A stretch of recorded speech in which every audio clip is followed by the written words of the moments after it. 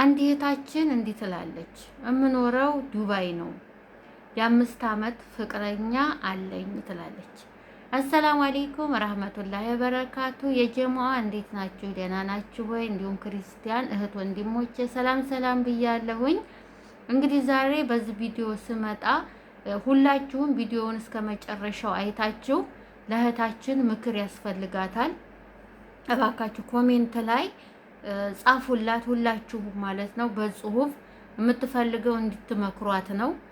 ለማንኛውም የላከችልኝን መልእክት ላንብብላችሁና ሁላችሁም ምከሯት በአላህ፣ በተለይ ሴቶች ማለት ነው። እህታችን እንዲህ ትላለች፣ የምኖረው ዱባይ ነው። ከሀገሬ ተወጣሁኝ 8 ዓመቴ ነው። የ5 ዓመት ፍቅረኛ አለኝ። በጣም ነው የማፈቅረው። አብረን ነው የምንኖረው። ወደፊት ሀገር ገብተን እንጋባለን እያለኝ ሁልጊዜ በታክሲ ስራ ይልከኛል። 5 ዓመት የሰራሁትን ለሱ እየሰጠሁኝ ነው። ኢጃዛ በ2 ወር የምመጣው 5 ቀን አርፌ መልሶ ይልከኛል። እሱ ሳፈቅር ቤተሰብ ጋም መደወል አቆምኩኝ። ከደወልኩ ብር ላኪ ይሉኛል። ፍቅረኛዬ ከደሞዜ አንድም ብር እንድትጎድል አይፈልግም። እኔም ይጣላኛል እያልኩኝ ከቤተሰብ ተቆራርጬ ቀረው።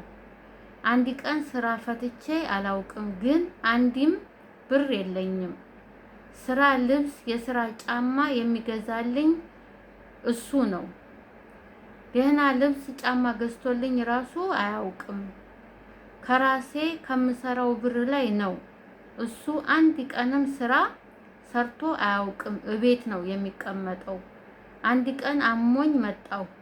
ደህና ሐኪም ቤት አልወሰደኝም። ሳምንት ብቀመጥ ሊገለኝ ደረሰ። ሂጂ ስራ ቦታሽ እያለ አሁን ያለሁት ስራ ቦታ ነው።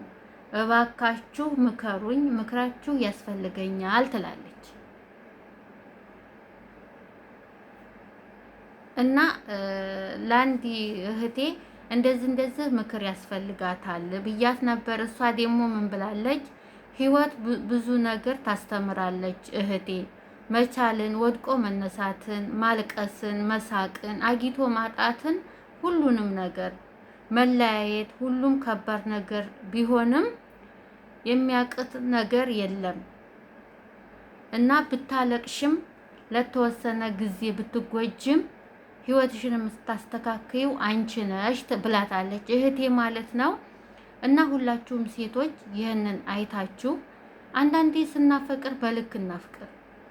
ያኔ አታፍቅሩ አይደለም፣ ሁላችንም እናፈቅራለን፣ ሁላችንም እንወዳለን። በተለይ በሰው ሀገር ላይ ማለት ነው። እንግዲህ አስባችኋታል። እሷ 8 ዓመት ሙሉ ዱባይ ላይ ትሰራ ነበረ። ግን 5 ዓመት ሙሉ ደግሞ የሰራችበትን ብር ለሱ ነው የሰጠችው። እሱ እንግዲህ ስራ አይሰራም፣ ቤት ነው ቁጭ የሚለው። እንግዲህ አላህ አለም ምን እንደሚሰራ። እሷ ኢጃዛ የምትመጣው ለ5 ቀን ነው። 5 ቀን ተቆየች በኋላ ደግሞ ወደ ስራ ሂጂ ብሎ በታክሲ ይልካታል ማለት ነው። ታማ መጥታ ራሱ በስነ ስርዓት በገዛ ብሯ ደህና ሐኪም ቤት አልወሰዳትም። በገዛ ብሯ ደግሞ ደህና ልብስ እንኳን አይገዛላትም። ሙሉ ለሙሉ እሱ ነው የተቆጣጠራት ማለት ነው። አስባችሁታል? እዚህ ጋር ሰው ቤት እየሰራችሁ በተለይ በውጭ ላይ ማለት ነው ስትሰሩ ከባድ ነው። ምን ብላኛለች? እኔ ከጽሁፉ ባሻገር የባለፈው አመት የምህረት አዋጁ እንኳን ሲመጣ ወረቀት የላሰራ ብለው ራሱ እንዲያሰራ ፍቃደኛ አይደለም ብላኛለች። እና ለምንድን ነው ተሱ ጋር ማትለያዩ? ለምንድን ነው የራስሽን ህይወት ማትኖሪው ብያታለሁ እኔ ማለት ነው። አልቻልኩም፣ በጣም ነው የማፈቅረው አለች። እንግዲህ ፍቅር እኔ እንጃ፣ ፍቅር ከባድ ነው። ግን ፍቅር ከባድ ቢሆንም ደግሞ ግዴታ ያንን ሰው የምታፈቅሩት ሰው ሲያማችሁ አመመሽ ወይ ብሎ የሚያስታምማችሁ ሐኪም ቤት የሚወስዳችሁ ተጎናችሁ ለሚሆን ሰው ነው እንግዲህ ፍቅር ማለት ነው እኔ እስከማውቀው ድረስ። ግን እሱ የሚፈልጋት ለብር ወይም ደግሞ በ2 ወር ስትመጣ ለ5 ቀን ለ6 ቀን ለስሜቱ እንጂ ይችን ልጅ ፈልጓት አይደለም።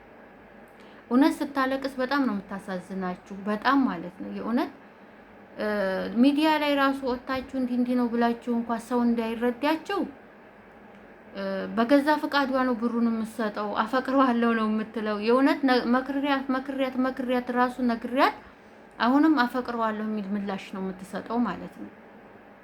እና እባክሽን እንዲያውም ቲክቶክ ላይ ነበር ያለችኝ።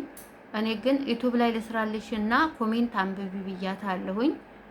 እሺ ብላኛለች። እና እባካችሁ ሁላችሁም የኔ ተመልካቾች፣ የኔ ውድ እህቶች፣ ብዙዎቻችሁ እህቶች ናችሁና ይህንን አይታችሁ ምከሯት። የእውነት የቻላችሁትን ያህል ጻፉላት፣ ምከሯት። ሁላችሁም ራሳችሁን ጠብቁ። አንዳንዴ